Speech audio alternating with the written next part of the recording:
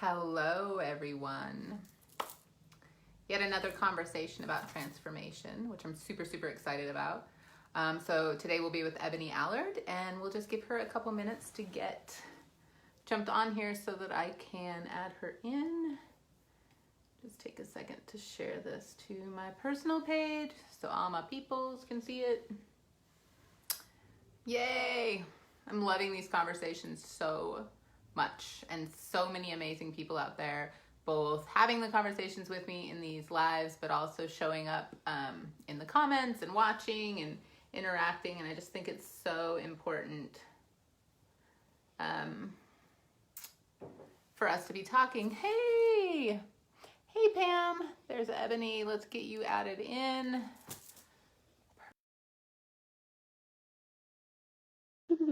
Here we are. Share this to my personal page. Hello. Hi. How are you? Running around like a mad thing. Oh So man, happy to me be too. here. I was like on another call on another screen going, yeah, I love you, but I need to go now. I'm straight on another call in another room. And then, I'm so happy you're here. yay, me So too. happy we're both here. Yay. Oh, yeah, it's been a crazy morning for me too. It seems to be that, well, I know it's not morning for you. I've learned my lesson on that one, but crazy day. Well, let's get started, won't you? Yeah, I have no idea what I'm talking about with you, Me neither. but you were like, come and talk with me. I'm like, I would love to. I forgot to That say, sounds what are we talking about? Yeah, sounds fantastic. So I like to keep it really loose because I'm really enjoying having these like conversations about important things with people who are really doing amazing stuff in the world. And what I would love to start off with is if we just share a little bit of our personal stories, transformation, whatever tidbit you want to share that feels impactful and important. And maybe just talk a little bit about your journey. Okay, so what have I got? For those of you who don't know me, or this is the first time you're meeting me, I'm Ebonie Allard, and I'm a misfit turned maven. I'm a coach, I'm an author, I'm a podcaster, and an adventurer of life. And a misfit turned maven is the thing that I love to really dive into, because for me, a misfit is someone who has always felt different, has felt misunderstood, or like they didn't belong, or like they needed to be somebody else in order to fit in, or to be loved, or to be seen and accepted. I often say that the misfits are those that are too creative, too innovative, too geeky, or just too full of heart to clock into life or a job or whatever and just clock in and out. They need to be living, but they're terrified that they might hurt themselves or hurt other people, that they're dangerous or that they're not enough or something. And a lot of that comes from messaging that we've received. It definitely did to me, and not just from family, but also from society, because we think differently, we show up differently. A maven, on the other hand, is someone, it's an old Hebrew word, and it means an expert by experience. And so it's not about changing who you are. My tagline is stay wild, stay true, always be you. And that's because I know that you are perfect just the way you are. But sometimes we get to shift our perspective. We get to look at something from a different angle. And that's what I did. I moved from one version of seeing me where I was always default wrong to another way of looking at myself where the experiences I had were exactly the right ones for me to learn exactly the right lessons, for me to show up in exactly the right way, to be the me that I was growing into, and to support and help other people on their path as well. So that's what most of my work is about, is really helping people to wake up, be kick-ass and kind, and to stay true to who they really are, whilst also being the idealists, being the magic makers, holding the vision for the future, and also implementing it. Yeah, which is really, really beautiful and is why you and I have connected so deeply because Yeah. we're on similar paths, similar missions. I love your terminology around it. And it really is very, I think, easy for people to connect when you talk about who it is that you are helping and what it is that you do, because your verbiage around it is so beautiful and so clear and really helps people see themselves in that. And for me, I really love helping people who have gotten to misfits, in your terminology, right? Misfits who have tried to do everything right. They've done everything everyone said they should do, or that society told them to do, or that they saw modeled around them, but got to the point where they realized that none of that makes them happy because it doesn't fit who they really are. And they're trying to change who they are by changing their external circumstances, or fitting themselves into a box. And so yeah, it's just, this is why I love having these conversations, because I think it's just so important for people to have the opportunity to see themselves in what we're talking about, because then they know there is a different way, there is a better way, and they're not alone, right? Because I know that you probably have similar experiences. Being a misfit means you really feel alone because you don't feel like you fit anybody else's mold or you match anybody around you. So that's and then what happens is we wear it like a piece of our identity, a part of our armor, right? Then we go into victim. So it started off innocently. It started off where you were treated differently. You were alone for a moment there. No one got you. And it happens again and again. And it happens enough times that we then take it on, right? So that we then start wearing camouflage, and we are absolutely hidden from the people who are just like us. Because if all the misfits are desperately trying to blend in, if they're desperately trying to look a certain way, sound a certain way, act a certain way, and they're showing up in that, and they're trying really hard, then none of us can see each other, none of us can feel each other, because we're numbing out. We're using all of these different tools that we've discovered that aren't necessarily helpful, that are numbing us down, that are dumbing us down and making us small, because to shine so bright would be dangerous or uncomfortable or whatever it is that we've heard. So instead, we block ourselves from each other. We wear I'm alone like a badge of honor in a way, and we stop being open to finding a different identity and our own tribe. And when we've had enough, when we've hit rock bottom, when we've hit a place of like, I can't do this anymore because I'm exhausted or whatever, we've hit a wall in some way, then we might become open to changing and shifting our identity a little. And by that, I don't mean changing who you are at the essence. I mean becoming a little more open-minded, because we've got scared and we've got hardened. And actually, when we open ourselves up again and we take risks and we come into community where we trust that there might really be other people just like us who are as sensitive and as emotional and as magical and as soft and beautiful, and also capable of being kick-ass and really, telling the truth and having that magic fire tongue, like all of those things.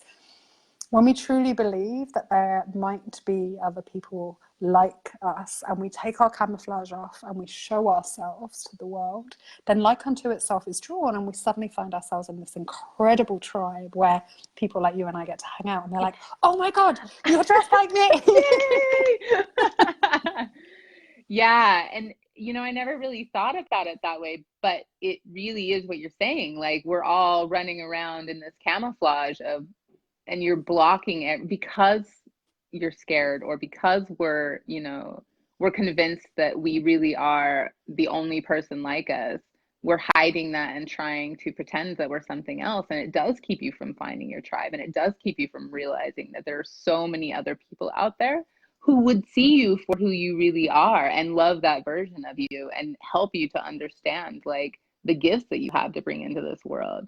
Because we're doing, like, not just ourselves but humanity a disservice by trying to blend in and trying to fit in and trying to be something that we're not, because that means we're not giving to the world what we came here with, the gifts that we have to offer. And so it's huge. It's not just an impact to you, although that is definitely the most painful and local part of it, but it's really like this bigger service of being of service to humanity, and like really showing up in the best way you can and allowing people to find you and allowing you to be supported.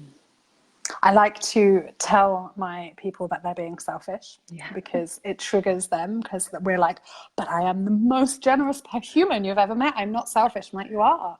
By hiding away, you're being selfish, because we chose to come here. People like you and I chose to come here to be the first people of the new people, if you like. I can't think of better English than that, I right? like So it. there's a new way, a new evolution, a new set of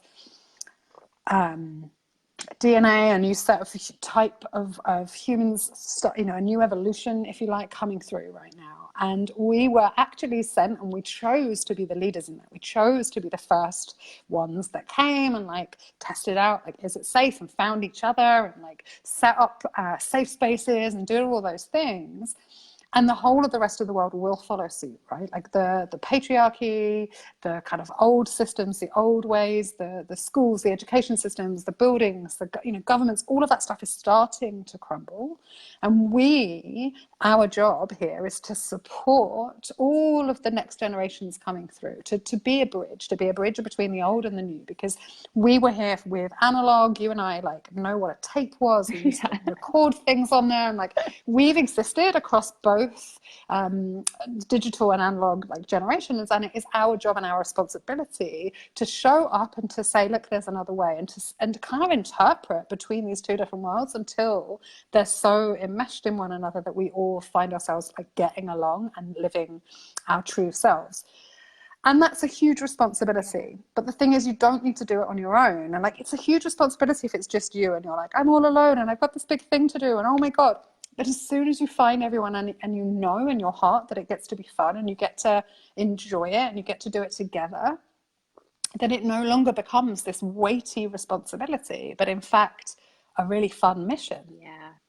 Yeah. And it's tapping into that and really recognizing like what you're here to do. Like really, people, if you want to use the term purpose or whatever term you want to use, but really getting in touch with what it is you're here to do. What lights you up? What are you passionate about? For me, it's helping people, right? It's really helping people understand that they get to live for a different way. And I think the same is true for you. But whatever that passion is, that's the sign that that's what you're supposed to be doing and that's what you're here to be doing. And it's actually the easiest thing in the world once you start following that passion. All of the pain comes in trying to fit into the old way, trying to, do something other than follow that passion, trying to, be like your neighbor or your sister or whoever, just trying to fit into a different box instead of following that passion or that purpose is really where the pain comes from. Yeah. And you know what's so important? And I wish I'd known this sooner. The thing that you're here to do feels too simple. The thing that you are here to do feels too easy. I can't possibly be here to just paint. I can't possibly be here to have conversations, right? Like I was recording my podcast earlier today and someone finished the podcast with me and she was like, you are so good at this. She was like, you put me at ease. You asked me all the stuff.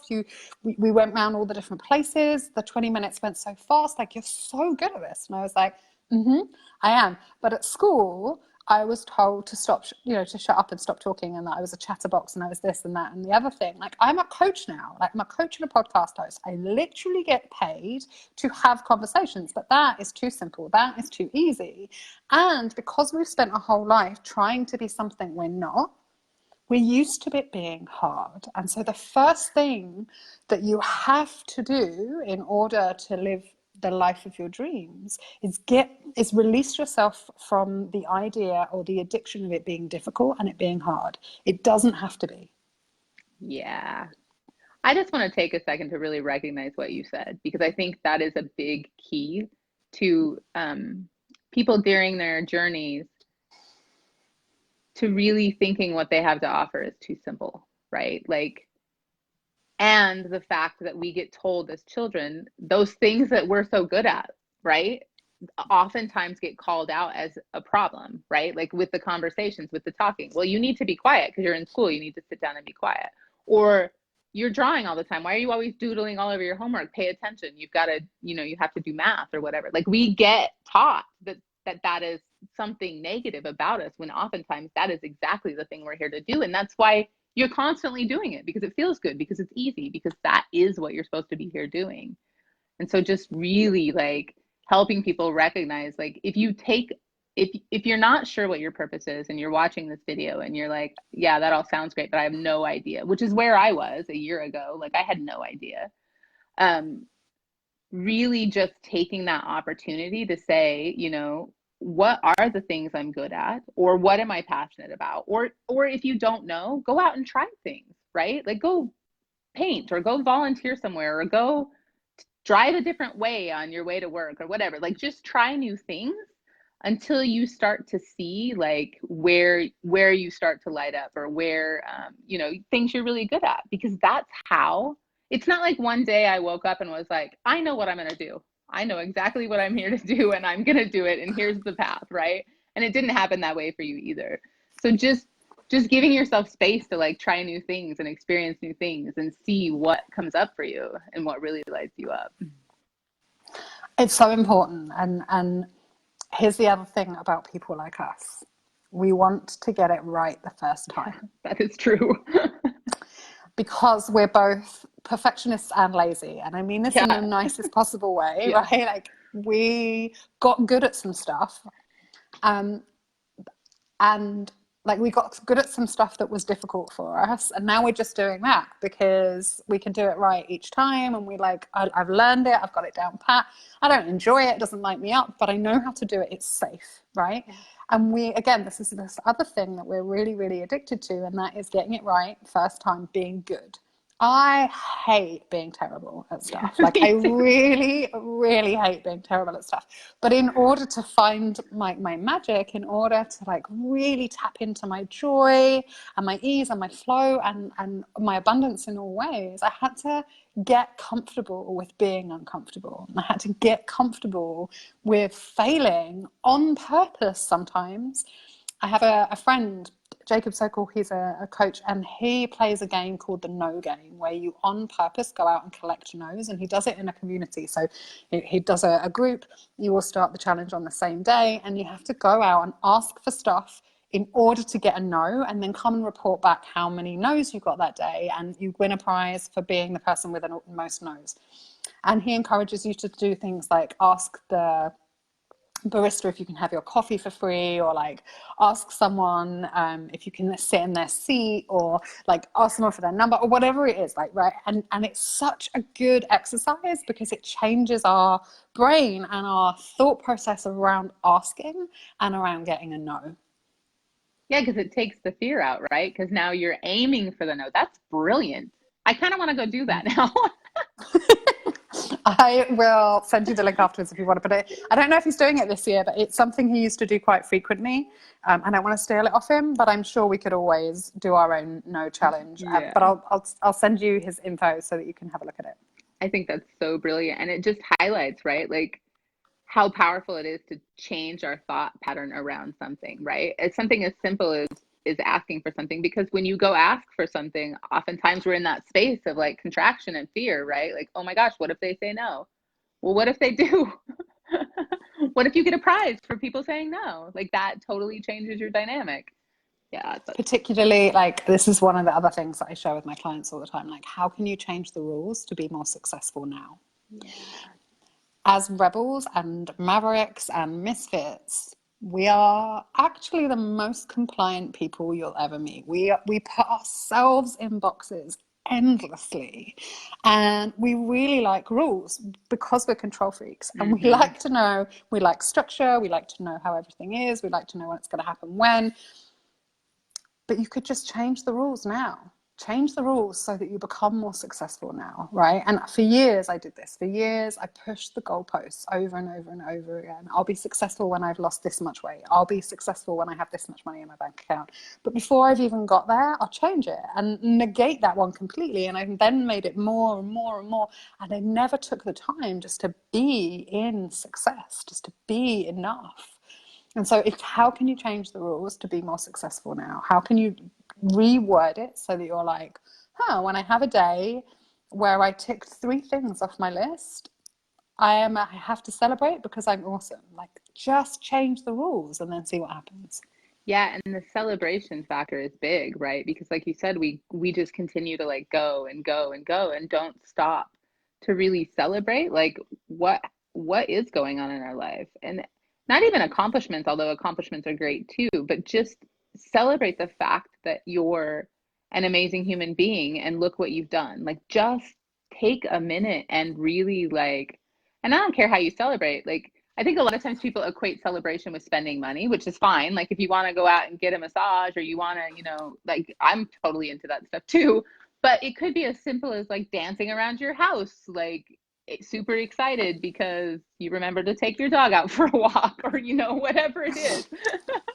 Or you got out of bed that morning, like just celebrating the fact that we're living and being and like, you know, constantly like showing up in the world, whatever way that looks like just the fact, because it can be hard, right? I mean, life can be complicated and tricky and you know, we're complicated human beings, we're multidimensional, you know, we've got all of this stuff going on. So just really celebrating yourself as a human and your successes and, you know, whatever's happening. So I have a podcast called Adulting with Ebony, and I often, and it came from lots of things, but one of the things it came from is that, you know, I have experienced homelessness, I've experienced huge amounts of debt, and being in a place where I've got a meal on the table and a comfortable bed to sleep in and friends around me, it's like, oh fuck, I adulted today. Like I made this. All of this is because of me, and that deserves celebrating because it's a big deal. Yeah. And sometimes, like it might sound little, but celebrating is so important. It actually closes an acknowledgement loop in our brains, and something re-energizes once we do that. And if we don't actually take the time to close that circuit with acknowledgement, it's like leaving tabs open in your brain, and it becomes more and more exhausting. And so if we actually acknowledge ourselves and go, and check in for feedback as well, right? So it's when we close an acknowledgement loop, we look to see what worked, what didn't work, was it enjoyable, was it not enjoyable, what do I want to, you know, what can I put in the manual of me for reference later, like all of this stuff. And then we move on to the next thing. It literally closes that tab and it allows us to start a new thing from a fresh place.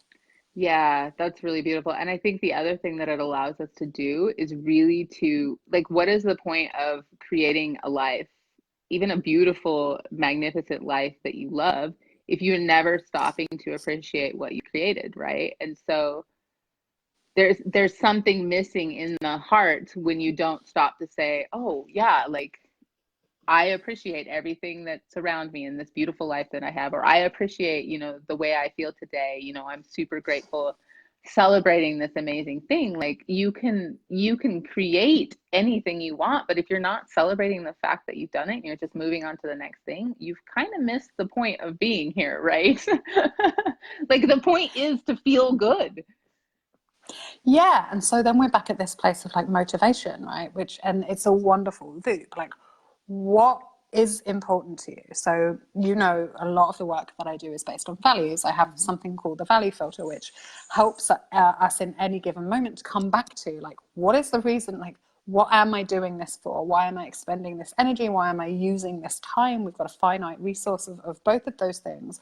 What is it that I value? What is it that's important to me? And if it is like being out in nature, or if it is spending time with your family, or if it is traveling and seeing the world, doesn't it make sense to do those things? It sounds simple, but so many people don't.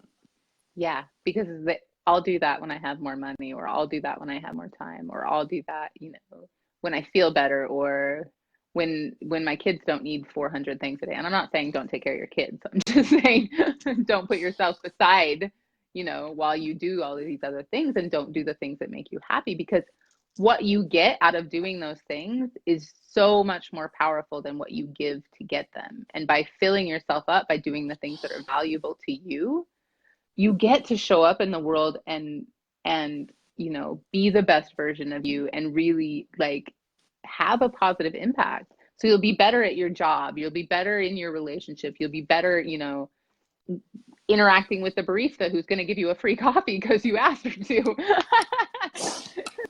Yeah. you know. And when we, when we are really living a life that is a hell yes for us in every given moment. That doesn't mean that there's not going to be any texture. It doesn't mean that life doesn't continue to happen. One of the other things that I often talk about is that we're not trying to remove the stuff that happens in life from your life, right? Like, this isn't about removing hardship or challenge or sadness or anger or grief. That's impossible.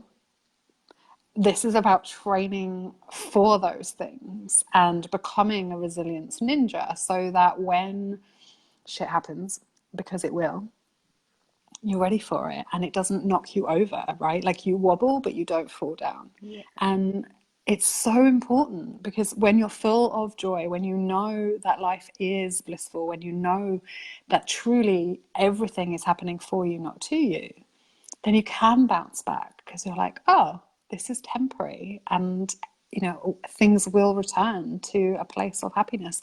Just like there's day follows night, just like summer follows spring. Like, every single year these things happen, and in the same way, equilibrium will continue, and things will shift and change and pass. Yes, and knowing that it helps you to know in those moments that there's a reason, right? Like, there is, as much as it might be painful or sad or whatever you're going through might hurt, just knowing that at the end of the day, everything really is always working out for you. And there is a reason and a purpose. And like you said, there's a light on the other side for sure. But it puts you in a place where, instead of being, feeling like like you're being attacked or whatever, like, you just have such a deep sense of knowing that there is a purpose and that something will come out of this that is good, for sure. I think it's important to share that, because there are a lot of coaches out there, there are a lot of mentors out there, and what separates one from another is our logos, or our beliefs, or our ethos, or the meaning we give things, and the foundation that we lean upon. And you and I have a very similar philosophy, if you like, a very similar ethos, and a belief system around, like, where we came from, where we're going, what we're here for, that kind of stuff. And that's not for everyone, and that's really okay. But if you're listening to this and you're like, I have no idea how I believe the things that you guys believe, but I kind of want to, Yeah. then, like, get in touch, because we didn't wake up one day and suddenly just go, oh yes, all of that we made choices along the way to shape our beliefs, to shape the way that we think. I think I just wanted to share that. Yeah, and I love that. And it's like, if you take me in particular, every biggest part of my transformation has started with, I don't know what that means, but I'm in. Like there's been a feeling in me where I'm like, that's what I need. I have no idea what you're talking about, but that is literally what I need. And looking back now, I can see that. But at the time, it was kind of like, I don't know why I'm doing this. Am I crazy? Like, I don't get it. But just really following that gut feeling, and that deep, because right? Like, when it's right for you. When the next thing is, what you need. What happened for you to trust that? Or do you remember, like, I find it really interesting, because we have that capacity our whole life. Like, you had it as a little girl, I had it as a little girl, right? We used to just know stuff, right? We were like, I know this, I don't know how I know this. I talk about it in my book. There are two words for knowing in French, and one of them means the stuff I've learned, and one of them means the stuff I know innately. And I think that's so cool, because there is stuff that we know because we've learned it, and then there's stuff that we know because we know it, right? And at some point we stop listening to that thing.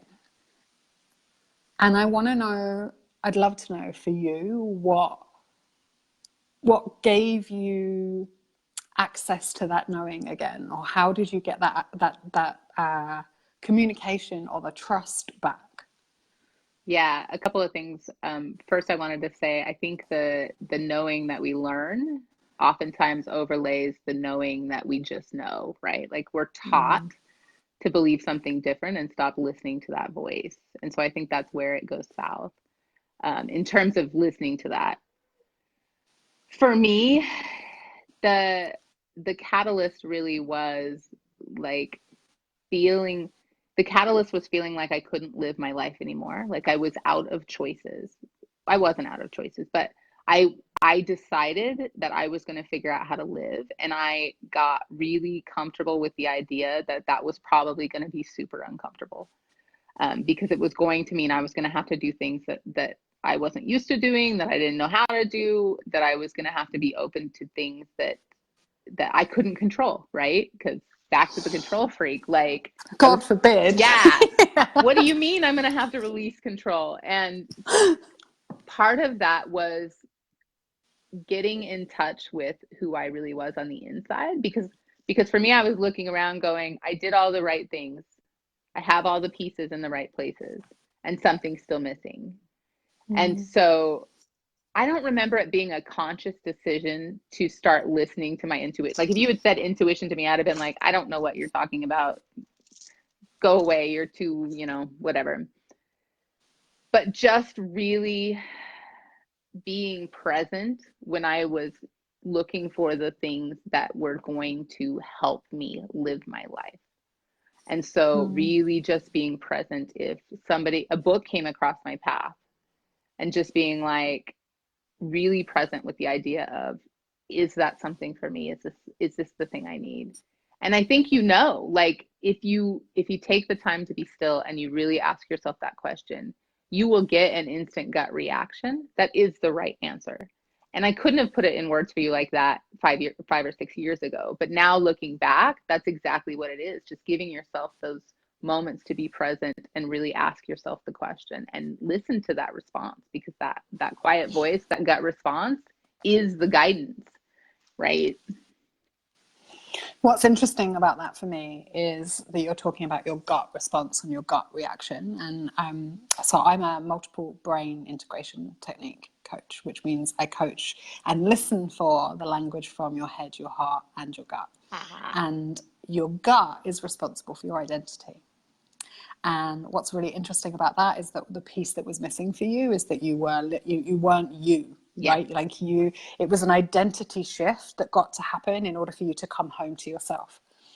And for some people, it's a heart shift. Like actually, that they could say that maybe they might be describing the exact same circumstances as you were, right? They might say, I had all the exact pieces in place. I had the job, the partner, the kids, the house, but my heart just wasn't in it. Yeah. And I'd say, hey, then your values weren't being met. Hey, like when you weren't relating, you didn't feel like you had connection. You weren't, your heart wasn't open. And our heart is responsible for emoting, for valuing, for connecting, for feeling. And our gut is responsible for all of the things around safety and identity. So it says, this is for me, this isn't for me. And that's so, so interesting. And then our head comes along and it makes meaning out of all this stuff. But if it's taking over, which it quite often does, then our heart and our gut don't get a chance to speak. Yeah. And that means that we're going to feel out of congruence. And so when we actually take the time to slow down like you did, and you're really from this quiet, still place, and you listen, then the wisdom that you need, whether it's your heart or your gut, will come through and will start to speak. For me, I don't feel like it was that controlled. Like I was fucking miserable. I'm so.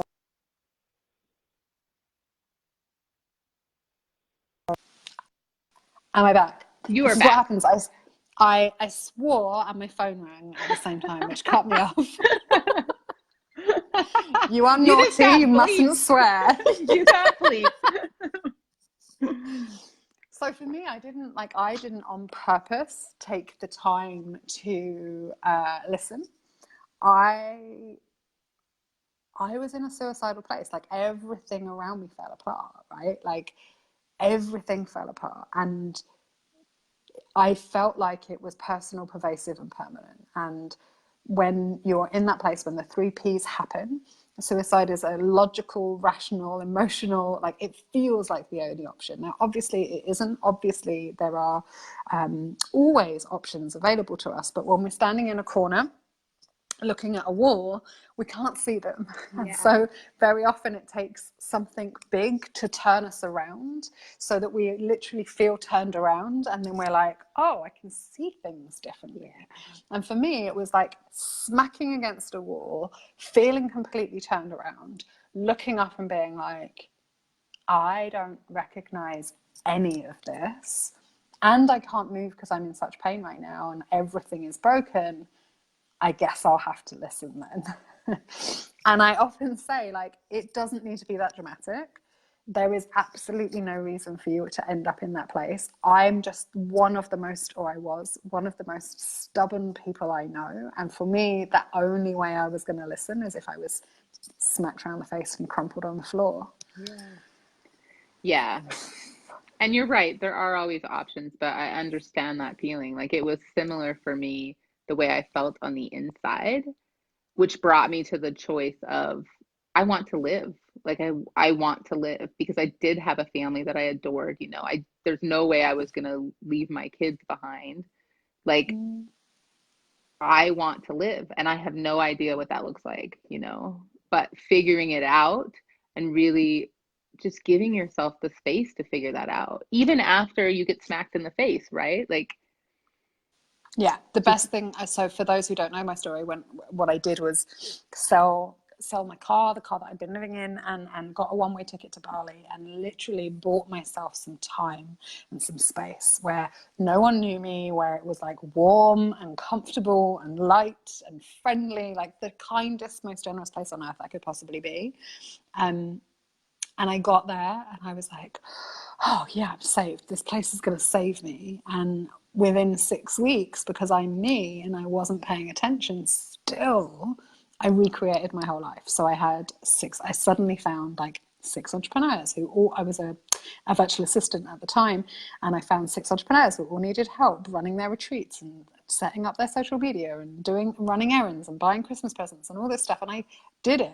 And I remember the day I was sitting at this cafe and I was like, I'm in paradise and I'm miserable and I've seemingly moved my whole life from the UK to Bali by accident. Like the common denominator here is me. Like it doesn't matter where I go in the world, I'm still there. And so in that moment, I made the decision to figure out who I really was and learn to like it or change until I did. And that's a similar place I think that you found yourself in. But for me, it was a defining moment. It was, and I share this because it's a decision. No one can make that decision for you. No one can help you until you make that decision. yeah. And then once you're in, just like you said, teachers start to reveal themselves. You know, books, people, situations, things kind of cross your path, and you get drawn to some and not drawn to others. And yeah, and for me that was the beginning of really committing to a journey that is never going to end. Yeah. When I started it, I really believed there was some 5-part system that I could learn and eventually be done, and I'd be perfect. And yes, oh, how I wish that was true. But genuinely, yeah, no, you know, if I'm honest, every now and then, I still wish that there was a tick box I could tick. And it's on those days that I remember that now that reminds me that it's time to have more fun, that I'm taking it all way too seriously. Yeah. Yeah. And I think that's a perfect thing because we do tend to, you know, I've seen it over and over again. We do tend to, like, when we get on this path of like fixing ourselves, right? Like we start to take it really seriously. Like I got to go down this rabbit hole and I got to peel off all these layers and I got to like look all this stuff in the face and I got to just totally transform who I am. But you get to figure out who you are. You get to build the life you love. You get to let that stuff go. And yeah, sometimes it's painful, but more often than not, it does get to be fun. You get to play with like who do I want to be? What are the parts of me that I love? You know, like what do I want my life to look like? What do I want to do in the world? it goes back to trying things out, right? And seeing what's fun and seeing what lights you up so that you really can find your path. It doesn't have to be you in the corner with a journal 12 hours a day, like in the dark by yourself. And that's one of the reasons that I love group programs so Yeah. much, right? Because we get to call each other out and we get to be in community and it gets to be fun and it isn't all like secret ceremonies and deep psychology, right? Yeah, Like sometimes yeah. it's just, sometimes it's a glass of wine and a giggle. And I think it's really important to know that you don't have to, at least in my world, you don't have to give everything up, right? Like Yeah.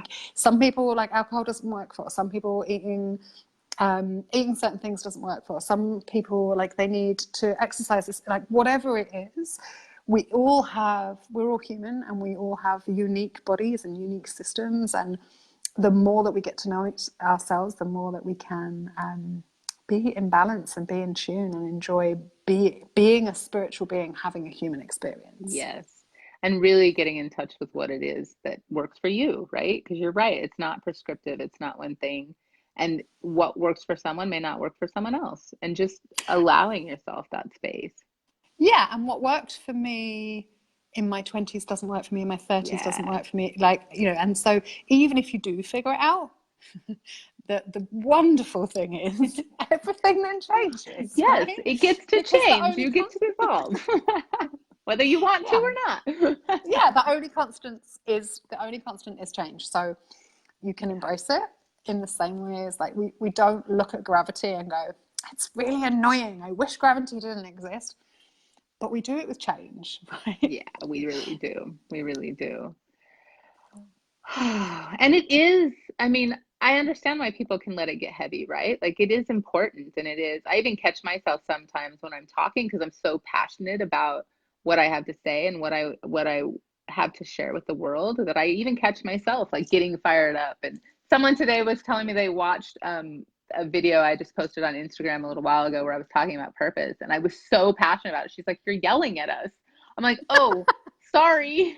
like like I'm so in love with my life and with the way I feel and this like feeling of like being in total alignment and like, really just having a purpose on the planet. And I just am so passionate about sharing that with people because I know that it's possible for everyone. There's nothing special about me, right? It's possible for everyone to get to a place where they love themselves and they love, being here on the planet and to go from being, ready to drive my car off a cliff to really feeling like I'm here for a reason and everything's always working out for me. And I'm just so grateful for the way I feel and my life, but particularly the way I feel on the inside that I get super like serious and like so I understand why people can take it so seriously, but it does get to be fun and you get to bring play in it.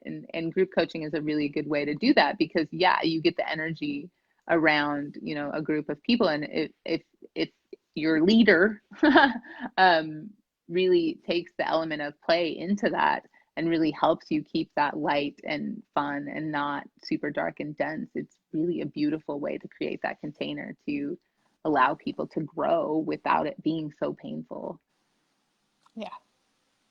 Yeah, and if you have a leader who knows what they're doing, they'll pull people together in such a way that you aren't all in pain at the same time, right? Yeah. Like imagine if you imagine, you know what happens, like if you get flu in your house, right? Like if you all get it at the same time, it's hard. But if you get it one after another, then you can support, like all of you can support the one person that's feeling sick or that Yeah. doesn't have energy, right? And, make them soup and stroke their hair and put Netflix on for them. And that's what happens in a really good mastermind or a really good group coaching program, is that you all go through your growing pains at different times or in a way that enables you to support each other. Yeah. It's really beautiful. And in a group that um, really good, really good leaders put together groups of people that support each other, the personality types or the or the, the place that people are in, really being diligent about who you add into that space so that the group ends up really like cohesive and supportive so that they can, support each other in that way. Yeah, and so that no one feels like they're really behind, or that they're the odd person out, or that no one gets them. Like, there's a lot to it, and not all group programs are created equal. Agreed. Agreed. Oh, I just love this conversation so much. And I love, like, circling back to what we were talking about at the beginning, like, this is another example of us taking off the costumes and us not hiding anymore to allow people to find us, right? Like, to really be that light for people that resonate with us, that see this and think they were talking to me, or they're explaining how I feel, or that is the point of these conversations, is to get this stuff out there so that people who are feeling isolated or feeling confused or feeling like they don't fit in really can see and recognize that there are people out there who do have tribes, that want you to be in their tribe, that want you to know that you're important and you're special, and there's nothing wrong with you. You get to be you and be supported and have people around you. Yeah. And I have this. It's so important. It's so, so important. People always say to me, oh, you're so real on camera. Like, I have makeup on today, but I don't always on camera. And often, my hair is different in every single one.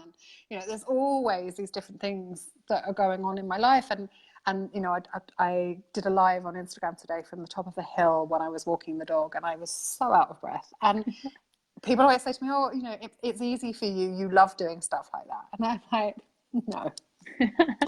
No, I don't.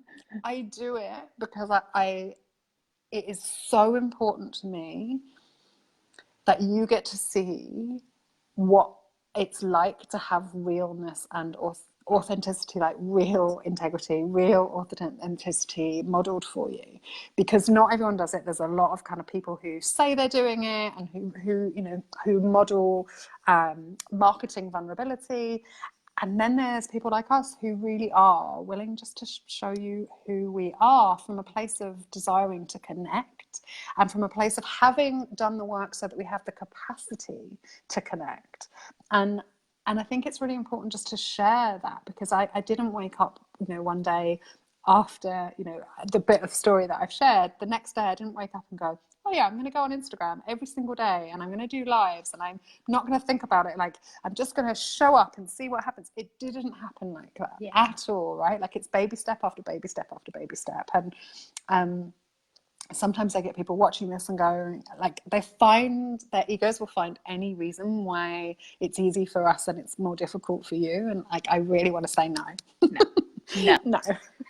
No. And it's interesting that you bring that up, because I historically hate being on camera. Like, for months, I was like, not Facebook Live, like not anything but Facebook Live. I don't want to get on Facebook Live, right? But you get to a point where you realize, to be able to serve, to be able to connect, you have to put yourself out there, and you have to be willing to, well, you don't have to, you get to be willing to, really show up and be okay if your hair is messed up, or you say something stupid, or whatever it is, just recognizing that the purpose is bigger than the fear you have around really getting out there.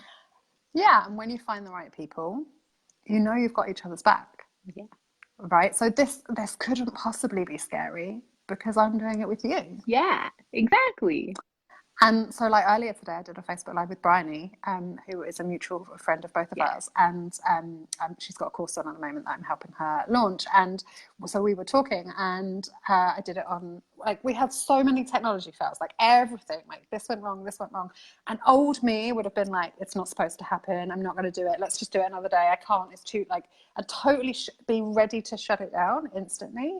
Whereas this me is like, oh, we'll be back in a second. I'm just going to figure it out. Or like flicking something on a screen, or like just rolling with it.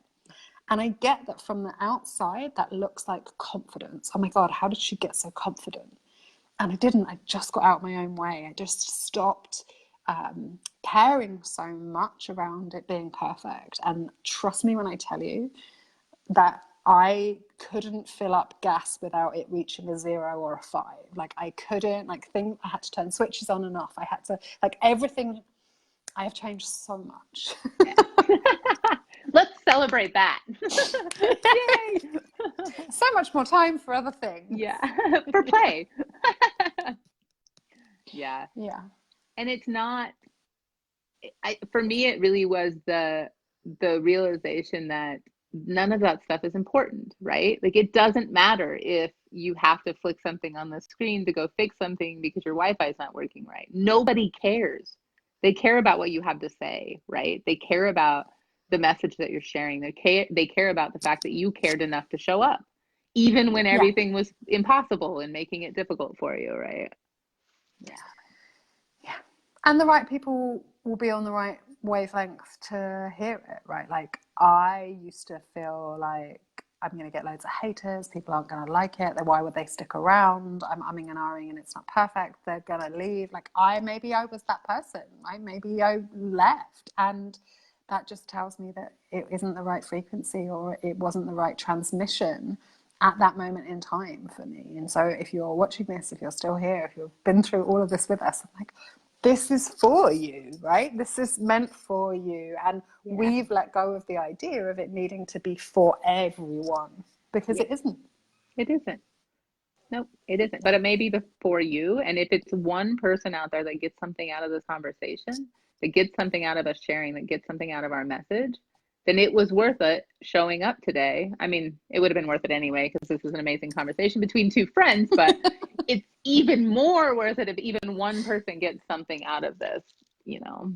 Yeah. And I think it's also really important to share that we didn't know each other, not that long ago. It's not like we've been friends. Yeah. I mean, I feel like it's probably nearly a year, but it's like September, it's like 6 months. Well, 6 months since we met, right? Yeah. September. Yeah. And that happened because both of us got really uncomfortable and did something crazy and like spent loads of money and flew to the other side of the world and showed up for something that we had no idea what it was going to be, and then like sat opposite each other and we're like, oh, you're here, great. My people.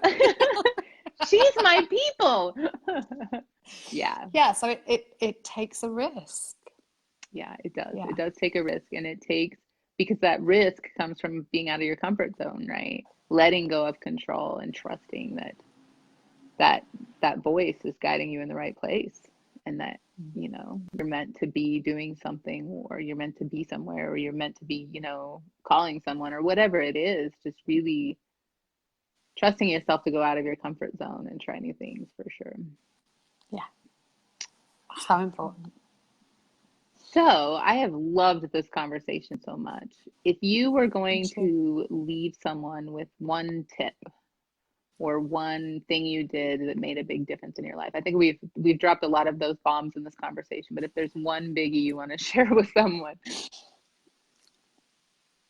You know what?